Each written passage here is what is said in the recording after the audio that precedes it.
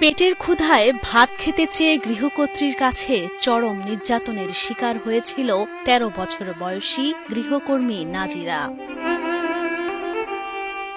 ভাতের বদলে গরম খুন্তির ছ্যাঁকা দিয়ে তার শরীরের বিভিন্ন অংশ পুড়িয়ে দেয় গৃহকর্ত্রী।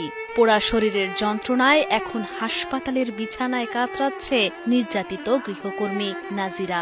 ঘরগুলো ঝাড়ু দেয়, তা আমি বলছি যে আন্টি আমি পাবো না, আমার জ্বর আইছে, আমি কাজ করতে পারবো না। তারপরে আমাকে চুন গরম করে নিয়ে এসে আমার পিঠে দেয়। আমি বলতাম যে আন্টি একটু পানি দেন, তো পানি খাবো, কলজাটা শুকে গেছে। বলে যে পানি খাওয়া হবে না, আমাকে আর পানি খেতে দিল না। পরে আমি বাইরে গেছে, আমি পরে ভাত নিয়েছি, নিয়ে পানি নিয়ে চুরি করে রান্নাঘরে বসে খাচ্ছি। তখন সিসি ক্যামেরা দিয়ে দেখছে, দেখার পরে আসে আমাকে মারছে। অভাব অনটনের সংসারে ব্যয়ভার কমাতে গিয়ে উল্টো মেয়ে নাজিরা নির্যাতনের শিকার হওয়ায় কান্নায় ভেঙে পড়েছেন মা জ্যোৎস্না বেগম।